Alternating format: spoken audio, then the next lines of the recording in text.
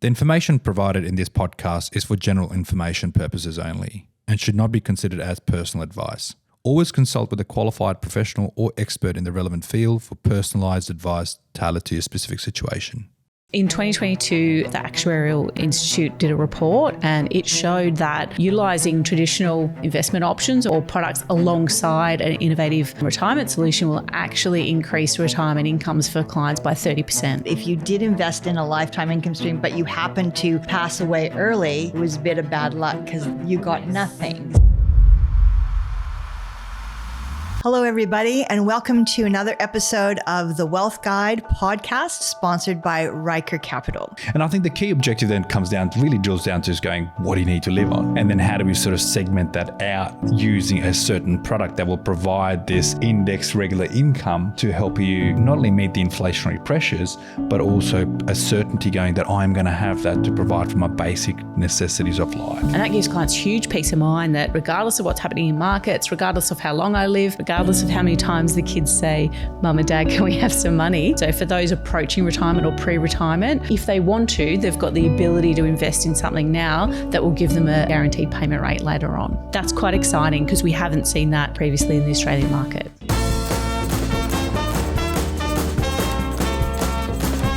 This episode is the third episode in a three-part series on retiring early and not sacrificing your lifestyle along the way. In other words, getting that financial freedom and enjoying the ride with some really good balance and some really great advice. So we're really excited about this series. And this is episode 3, and we're going to be diving into the product suite that advisors can consider to really support clients in delivering on the outcomes they want for this financial freedom and early retirement.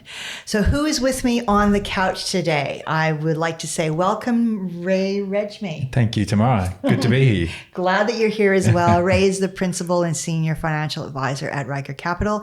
And welcome, Dean Dasuki. Thank you, Tamara. Lovely to be here. Dean is also a senior financial advisor at Ryker Capital. And welcome also to our special guest, Natalie Philips. Thanks, Tamara. Thanks for having me. Lovely. Natalie is the New South Wales State Manager of Allianz Retire Plus.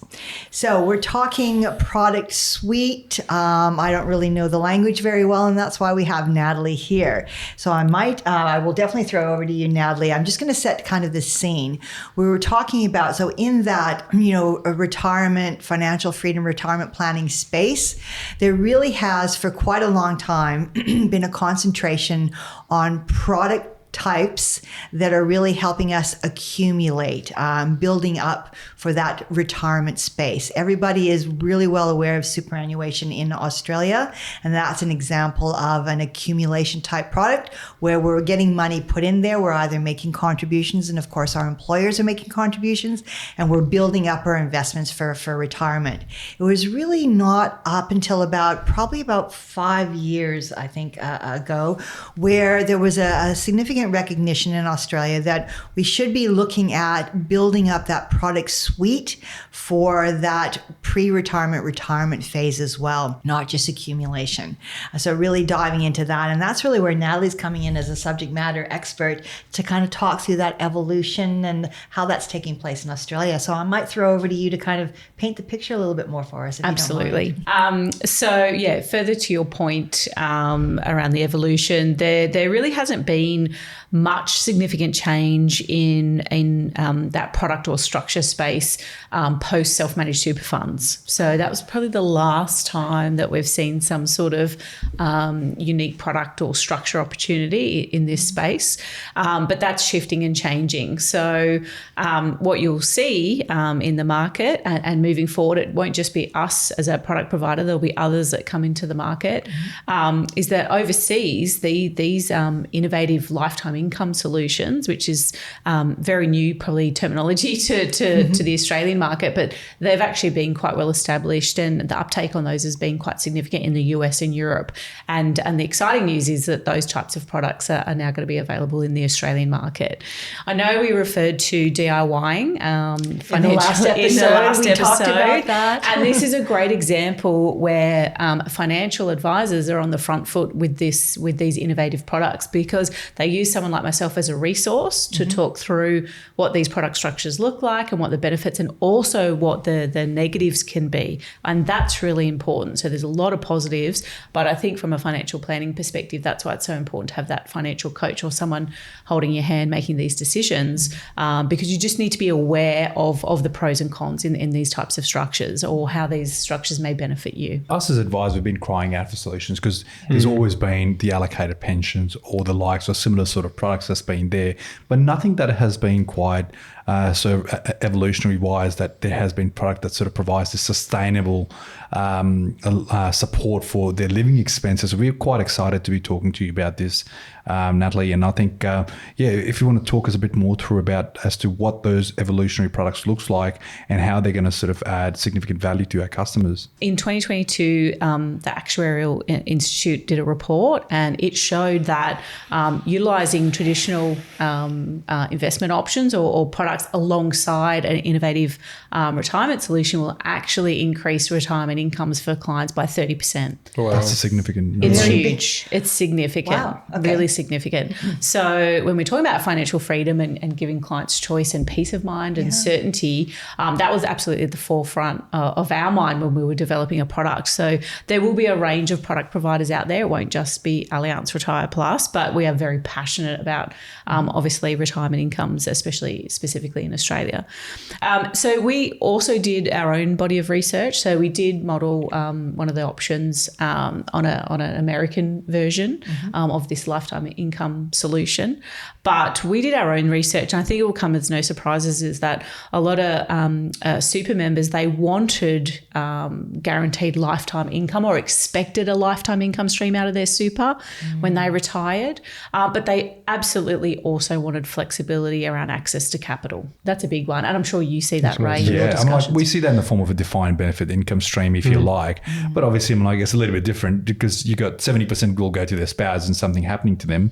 But obviously, after the spouse passed away, that goes back to the government, really. What you'll see with these new innovative products is that they'll have that benefit if you so wish to utilise it or if there's a need, because, life is a lottery. We don't know when we're going to pass away. I know the statistics suggest that, especially for females, we'll live a long time, but we actually really don't know. Life is a little bit of a lottery. So it can get really difficult with traditional investment options to plan for a long time, but not at the cost of reducing your income early on and enjoying retirement. And, there's a lot of data that shows that we spend a lot of the retirement nest egg early on in retirement because we're traveling, we're active, we're spending money on the grandkids, etc. So that will come as no surprise. But what advisors, to Ray's point, has been crying out for is an investment option that forms a foundation of a portfolio where they are covered for life in terms of providing a lifetime income stream like a defined benefit, but they also can, if they pass away early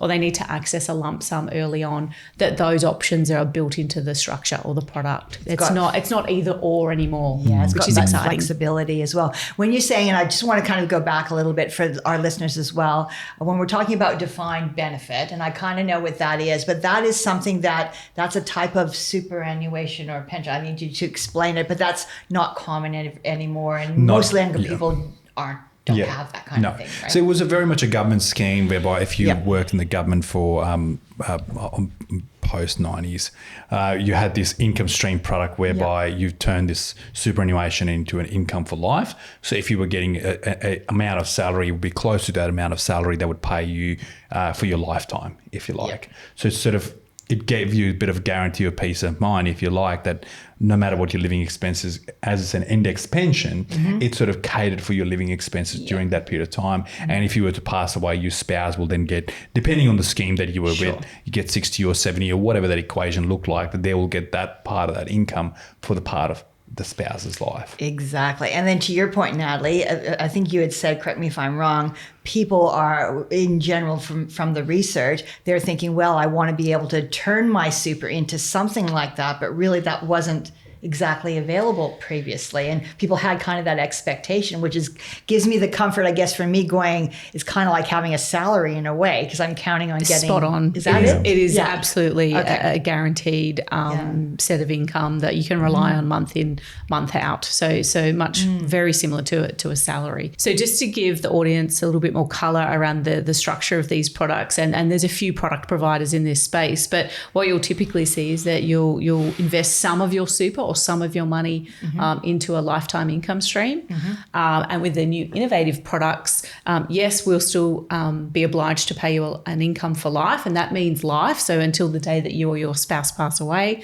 But if you actually want to withdraw some of those funds, or you need access to capital quickly, or you pass away, there's absolutely access to capital or the ability to transfer some wealth to the children if you die early. So that was one of the key features that we developed when we looked at launching this product in Australia, and it's absolutely had a huge uptake in the US, a version of this product. So in the end, obviously the kids do inherit a portion of whatever that leftover amount would be. Potentially, depending on how long the client lives. Right, yeah, right. absolutely. Okay. So because we know that for a lot of clients, that's a priority for them. Definitely. To leave something to kids. Because I think, and this is Yoldi, because I remember I was a financial advisor many years ago, and I remember a product, and it was whatever, I forget what the name of it was, but if you did invest in a lifetime income stream, but you happened to pass away early, it was a bit of bad luck. You got nothing. You got Yes. nothing. So to me, it was a bet. It felt like gambling. So definitely a very big evolution of the huge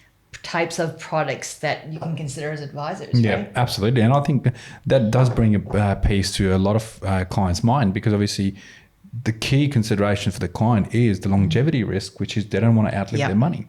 Yep. And it provides a bit of comfort to go, well, hey, I need money for my groceries. I need money for petrol. I need money for basic living expenses. Yeah. And I can cater for some of it on a regular basis. And then the other key thing that I think is really important is the payment rates. So the payment rates in more traditional lifetime income stream products have generally speaking been quite low, and what you'll see in the market now is, interest rates we're in a different part of the rate cycle, so that's part of it. But absolutely with the innovation, the longer you defer, typically what you'll see is your payment rate will be higher. So we've got some scenarios where clients, when we run the modelling, to similar to Dean's point in the last episode about, when you can model these things out in the tools and calculators, they might be getting a 7-8% payment rate guaranteed. Wow. Okay. Well, so that to me is wow. And do we pay tax on it as a client, or how is that done? So that's a really interesting question. We're getting into because Ray keeps talking about tax. This is why you see a planner, everyone. Yes. No, it's from Ray and Dean. It's like tax, minimize tax. So obviously that's the first question I'm going to ask. So generally speaking, super, once you've met a condition of release and you're accessing your super as an income stream, it's tax free. So if it's held within the super environment. Investing in these products out of your super money? I'm assuming you can do both. You can utilize your superannuation money and also your non-super money. Okay. But also then it will sort of come down to your individual personal tax rates, despite if it's a personal investment where it's outside of super environment and you're investing that kind of money, it will all depend on obviously what income you generate. Okay. And obviously if you're over 65, you get the benefits of senior strain tax offset and variety of the structures there, which could very well benefit you in a sense that you may get away with not having to pay much of tax. It will all come down to individual person's situation and the amount that's being invested in that particular scenario. The other exciting thing in terms of product innovation, and it's probably more exciting for me where I'm at in terms of age, but the other piece of the puzzle that was sort of missing in the Australian market anyway, is that you couldn't really pay into something that would give you a guaranteed payment rate later on. So what I mean by that is I might be 55, 58, 59, approaching retirement or starting to think about that a little bit more seriously. And I want to be able to pay into something or invest in something where I have the opportunity to grow my balance, but with the ability to minimise the loss as well. And know that when I do turn on my income stream that it's a known payment rate. or interest rate. So that's really important. So you will have the ability to have that in the Australian market now with these new innovative products. And what that means is that you might plan a lot more efficiently if you know what that set payment rate's going to look like. That's guaranteed. Right. So if you know that you're going to get your 6.5%, and you know that that's going to kick in 6 years' time, the ability to plan and forward look is much easier with some known outcomes in the portfolio. And Natalie, would that work both the accumulation phase as well as the pension phase, or is it primarily for a pension-based product for the... That works really well for those that are in the accumulation phase. Right, I see. Okay. Yep. Okay. So for those approaching retirement or pre-retirement, they've got if they want to, they've got the ability to invest in something now that will give them a guaranteed payment rate later on. Right. So that's quite exciting because we haven't seen that previously in the Australian market. No, is that the type of product suite now that the advisors can consider? Absolutely. Okay, so it's live in the market for the advisors to consider and then model with. Yeah, absolutely. Oh. Yeah.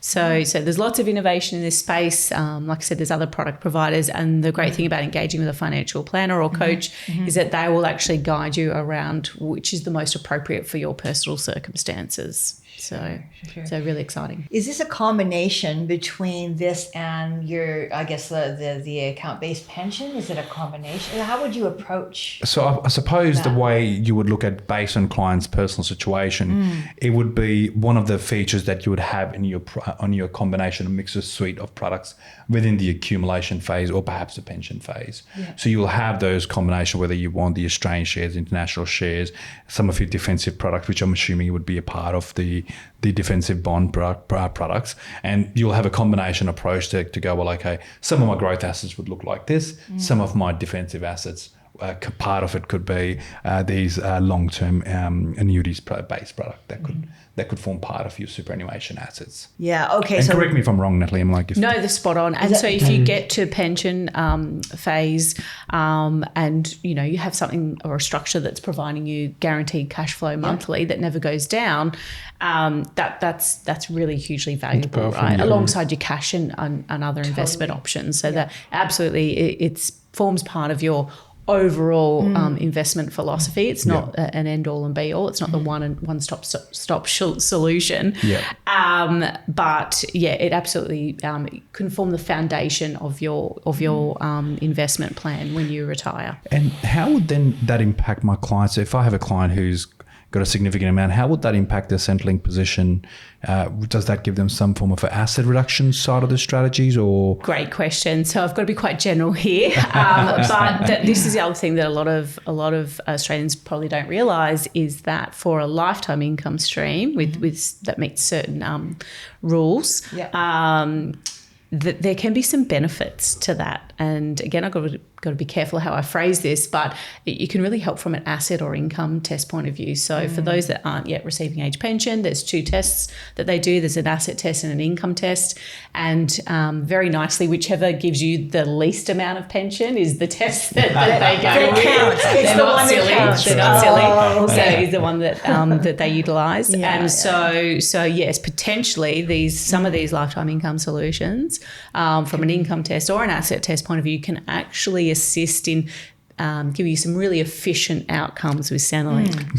So that means the parents don't have to start just gifting away money to the kids to bring their asset levels down. Spot on. Which we've already covered. You need to watch episode 2 because there are ramifications to that. But if Centrelink's listening, Centrelink may not be happy about this. It's going to definitely do that. Yeah, and the reason why I asked that previous question about that being an element of it is really kind of playing on our discussions in the previous episodes that were related to this series, is that people are living much longer. So I was thinking you want to make sure you've got that guarantee, but you also want to make sure your money might be exposed to something that's more directly tied to market. I don't know. I'm not really sure. I'm just thinking you need to have growth there as well. Absolutely. And the other thing that I've noticed, particularly, I've obviously been doing this for a long time. We referred to that in episode 1. We did. I'm not divulging that again. Nope. The other thing that I've really noticed is that maybe 4 or 5 years ago, the concern around inflation or cost of living just wasn't quite there. Maybe maybe for someone that had,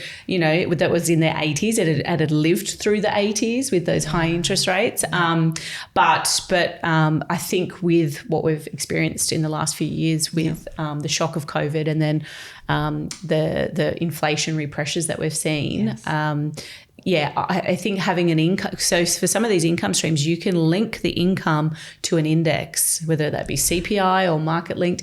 And that is really powerful because what, we referred to with the ASFA minimums that you might need 70,000 as a couple today if you're retiring. That, I know we were chatting about that in the break, that might look very different it will look very different in 10 years time, 15 years time. Yep. So to have a portion of the portfolio that's guaranteed but will also be, a linked or indexed over time, I think the benefit of that or the power of that's really resonating.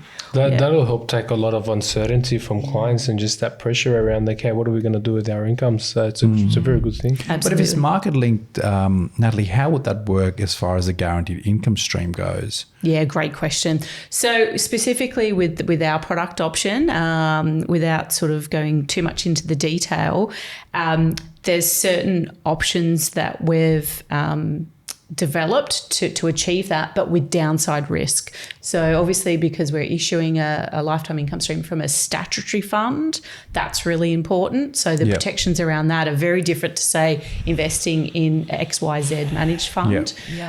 We've got an obligation to provide those required incomes or payments to clients, and there's legislative restrictions around that. So and to our listeners who don't understand what a statutory fund is, would you mind explaining a little bit? Absolutely. So a lot of these lifetime income streams typically are provided by an insurance company, and they have something called a statutory fund, and really that it forms as an extra, in layman's terms, that forms as an extra layer of protection about how the money is invested. They will have to report to APRA, same as the banks. So the banks will report to APRA, so would the statutory fund, and there's some quite strict legislation, Life Act, around us meeting our obligations, and a lot of the statutory funds will have to put their own capital into those statutory funds or have a reserve to help meet those income requirements. Right. So it's very capital intensive. Right. So even if the market, let's just say, has been achieved Dropped. a negative return. Spot on, which will happen at some point in time. So the clients will continue to receive those income-based payments. They won't experience that risk. That We're there, drop. like the insurance company, just like your car or health insurance,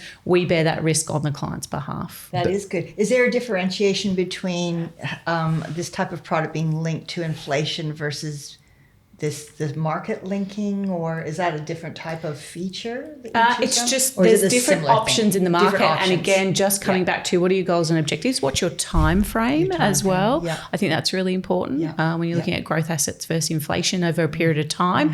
I mean, the guys will have charts and be able to model that out for clients and get quite granular and specific.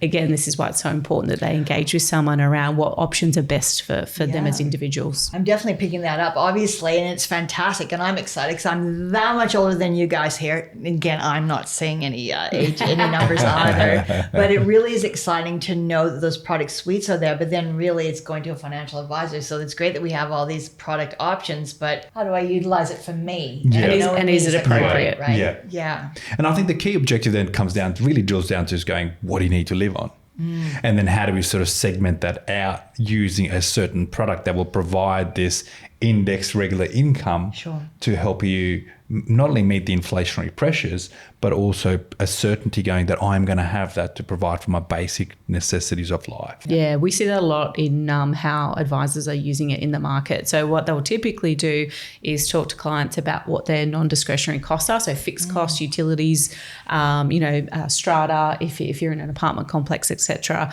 What are the non-negotiables that you need to meet month in, month out, or quarterly? And they'll try and potentially match that alongside this type of product. And that gives clients huge peace of mind that regardless of what's happening in markets, regardless of how long I live, regardless of how many times the kids say, Mum and Dad, can we have some money? That's locked in and they've got that payable for life. So now, Natalie, if there is a scenario where they do need that money, let's just say for emergency health expenses, what impact does that have on them income-wise? Yeah, great question. So uniquely to one of the products in market that we offer, again, without giving too much detail, you will be able to take a lump sum out to a certain point with no cost to the client, which is really exciting. A lot of the other previously traditional products we've seen, you could do that, but there'd be a cost to it. So correct. To a certain point, or there'll be a cap, but to a certain point, there won't be any extra cost to withdrawing, and it doesn't affect the guaranteed payment, as in the interest rate or the payment rate. The only thing it will affect is it'll be relative to the income. So just like if you had a term deposit paying 5%, if you take out 10 grand, it's only going to be 5% on the 90 grand, not the 100,000. So it works exactly the same way, but it won't affect the return or the payment rate, so to speak. Right. So it will just adjust itself based on the capital value that is still intact in Spot there. on. Got you. Okay. That's good. And I can see as a client, then you'd have discussions on what possible, and again, things can blindside you because you don't know what's going to happen. What are possible chunky life or risks where you might have to take that out, and then choosing the right product with the right features to match that, and then the combination of products to actually deliver on the different potentials. So it's a combination of that as well as keeping Social Security or perhaps the Centrelink in mind. And then obviously, like I said, I love tax. So surrounding around the tax side of the strategies as to what that looks like for the client. So that sounds good. As far as when you said something called deeming, and so a lot of this is cash flow to me, isn't it? Because we talked about in episode 1, we drill into the importance of managing cash flow and really having good habits in doing that. We never let go of this, do we, as clients? No. So we need to do this right through life, because you've really got to understand your cash flow needs. And I guess it's pivotal, because if I'm moving from mortgage, paying off mortgage, moving to retirement, do you redo and re-talk about my cash flow needs then? I guess that would be before you can make these decisions. Absolutely. Right? I think it's very pivotal that we do talk about those kind of expenses tomorrow, because those, even in retirement, your needs for income will change as your life changes. Because you would go from perhaps there might be a need for aged care in foreseeable future. Sure. How do we cater for that? What assets do we have? What impact does it have on our age pension? Again, if you were to go sell that property to move into an aged care facility, so there is various moving parts to that strategy, and some of these product pieces. What solutions do they provide? And do I increase the level of investment? Do I decrease the level of investment? Do I start a whole new investment altogether? So there's variety of moving parts that you need to work with in order to come to going, well, okay, this is going to be the perfect solution offering without having to impact my Social Security, taxes, and the lifestyle that I want to live. That sounds good. As you're introducing, Natalie, I'm just curious. As you as a company and companies like yourselves are developing these types of products, then do you, when you're introducing them and going, okay, marketplace advisors, we've got this new product, or we've changed features on this product. What kind of, is there like case studies? There's a lot of technical training. Okay. So workshops, online webinars.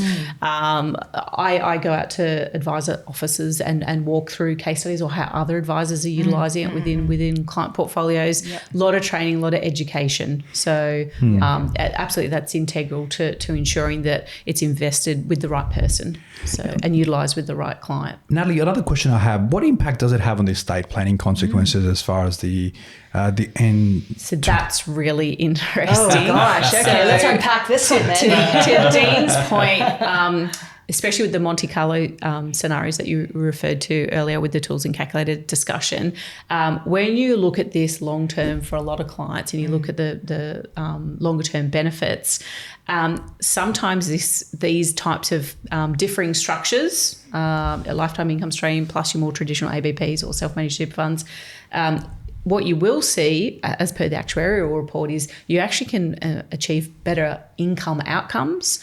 And because you're doing that, because you're getting better income outcomes, potentially you may actually see higher estate values. Yeah, wow. So you're not only taking advantage of the product, but also the estate planning outcome could be significantly higher for the next generation out of it. Now, is that because you're taking out those products or exiting out of it at a certain point, or is it because... It's more because you're taking out some of the market risk. Right, I see. Okay. Or you're giving more certainty. So what you'll see if you model anything out over a long period of time is variability in outcome. So Yep. like I said, life's a lottery, and so are markets to some degree. And so essentially what you're doing then is putting more certainty. So you've got more certainty around what those estate values will look like, which clients really love because Yeah. they can have confidence that, oh, well, worst case scenario, this is at age 80, this is what the estate values might look like. And no doubt kids would love it too. And kids love it too. You may or may not tell them. That's a whole other conversation. Yes. And then obviously if there's access to capital after a certain period of time, in that period, unless a client lives a really long time, say to 100 or 95, if they die earlier, which we did talk about previously, with some of these innovative products where they'll just be paid out to the estate as per normal, as per any other investment. You'll see that those estate values won't look too dissimilar to what they would be if you didn't utilise a lifetime income stream product. Now, I know we've spoken about the asset test side of the scenario there. Is there any benefit on the income test scenarios there, Natalie, with some of these products? Absolutely. And how would that work? So broadly speaking, a lot of the lifetime income streams won't be deemed. So just for the audience, deeming, I was going to say, can you explain deeming for the audience? Thank you very much. Will essentially be Centrelink or social services assuming a set return for your investments because they can't go through everyone's personal individually and see what they're earning. So they'll just award a blanket deeming rate, and they're actually quite low at the moment, but they are due to come off. The freeze on those are due to come off in July, and there's a belief there, an assumption that they might come up, which will impact some clients. So again, this is why you would engage with a financial planner because they'll be on the front foot with these potential changes. And so with the lifetime income streams, they are not deemed. They'll only assess 60% of the income. So that can actually, if deeming rates come up, that can start to look really favourable because they're not assessing the whole, call it 10 grand of income. They're not assessing the whole 10 grand. They're only assessing 6,000. Right. So, and if deeming rates come up where the assessment might be 8 grand of that 10 grand, then something like the lifetime income stream is going to look really good. Wow. Okay. So look, I'm just going to go back to that previous question there, Natalie. So if I'm getting a certainty of income, let's just say I'm invested in a growth asset as a retiree. Not that I would ever recommend to do that. No recommendations there. But but if my asset's sort of growing up considerably in value, does that then realign my Centrelink position, or perhaps it's just sort of set in a way at that point in time, and that's what it will be, but my capital value will keep growing? Yeah, so the asset test is an interesting one. So for those innovative retirement solutions or lifetime income solutions that meet certain requirements, they can also have a 60% assessment on the asset rather than being fully assessed, and then that drops again at a certain period or at a point in time. So there can be some efficiencies there from an asset test point of view, regardless of what it looks like from a growth perspective. You can obviously have less assets assessed in that specific product. Right, I see. Okay. So that's part of the decision-making pool, I guess. Yeah. And then part of modeling out the different possibilities to really pick a decision. Make a decision that's going to be optimized for a client. Exactly. But I think it might also create a bigger estate value, as Natalie alluded to before, because of the assets invested in a considerably in a growth asset without impacting the regular income that the client would have potentially received. It could potentially add a significant value to the estate. Which is important because I guess, and correct me if I'm wrong, guys, I think there's probably a lot of people who have children, grandchildren, where, leaving something as a legacy is very, very important for them. It is, absolutely. Is. It's a massive part of the estate planning that we do sort of undertake as to what legacy do they want to leave to the kids or to their families. And obviously, comes back to what tax impact are they going to have as a result? Yep. Wow. So that sounds like a lot more. This is exciting in the marketplace as well. Okay. Well, I don't know the question. You're asking brilliant questions, so I'm really it's fantastic. I don't have the skill set to ask the great questions. Anything that's kind of top of mind with regards to your client suite that we haven't unpacked as yet? No, it's a very, very, I think a lot of the questions that Ray touched upon is a lot of the stuff that we always, I think one of the clients with the old traditional structures that they had, one thing that they didn't basically they weren't too happy around. It was literally around the legacy piece, right? So Absolutely. what would happen is that the value of the investment would come down, and there's nothing really to pass on to the kids. Yep. And parents are obviously wanting to leave a legacy to their kids. So Absolutely. but now the fact that there's that innovation within the product stage, where we can obviously, they've got the flexibility to do so. I think a lot of people will see a lot of value in it. And just that fear of locking in. I think, I know what I'm like with my mortgage. Like I don't want to lock in too longer term. It's a big commitment. It's a big commitment. There's too many uncertainties. And I think that's life in general. So if you can have a structure or a product where you can give yourself some certainty, but with the knowledge that you can pull the money out or pull portions of money out along the way, I think that's super important. And the data of the research that we did absolutely that resonates. And that's what clients really want to do. And that's what clients really want to. And that's what it's all about, is giving clients the option and then not feel that as if they're locked into a product that they can never get access to. Yes. Right. For retirement for them is their retirement nest egg that they've sort of built up over the years, and they want this surety of income and without having the fear of getting locked in. Now, Natalie, on that, is there any other innovation side of the products that sort of generally you're saying in these lifetime income stream products? Yeah, I think they will evolve and change based off market feedback. So I know at Allianz Retire Plus we're huge on that. So we've already got some small tweaks in mind that we will probably put into market sometime in the next 12 to 24 months. And that's purely been based off advisor and client feedback. Wonderful. Right. We really like these features. But wouldn't it be great if we also had access to X or Y? And so they'll be built in, and we'll just keep on taking feedback from the market. I mean, like some of the common things we sort of saying in the team is where they want to make sure that, some of these retirement based products goes to their grandkids rather than to their immediate kids. Yes. So I mean, like there is that part of the feature is also what we sort of commonly see from the grandparents. So is there something that you guys are looking to innovate towards, or the current existing structure product not support? with this particular product that we've launched, but I absolutely think from a tax efficiency perspective or passing on money to grandchildren, I definitely think, and more broadly speaking, most product providers will start to look in that space and innovate. Right. Absolutely. I think that's on the cards. Nothing that we're launching to market as of yet, but I definitely think that to your point, that will become more common. Well, look, us as an advisor, we're very super excited about this product. Obviously provides our clients with a lot of choices and a bit of a surety as to what income they'll get over their retiring lifetime. So super excited to be talking about this. I think it's very exciting too, and really wanted to dive into it. I think it's really, it's exciting, I think, for our audience to really understand that interplay, between what advisors do, the product suite, and then how we actually, you work together to make sure that you're staying on top of everything, you know what I mean, and really implementing things that are purpose-built for particular client needs as well. So, I mean, that was very interesting to me to understand that interplay between a company like yours and what you guys do to provide advice for clients.